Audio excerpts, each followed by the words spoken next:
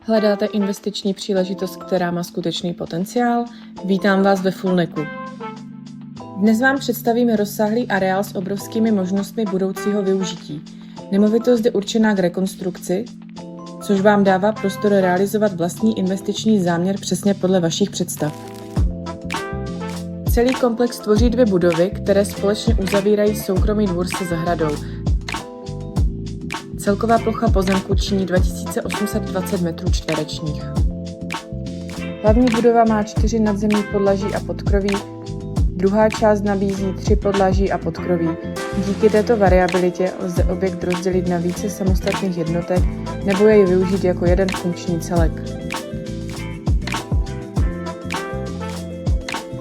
Součástí hlavní budovy je také zrekonstruované přízemí, kde byla v roce 2016 vybudovaná plně vybavená restaurace s profesionálním zázemím, připravená k okamžitému znovu otevření.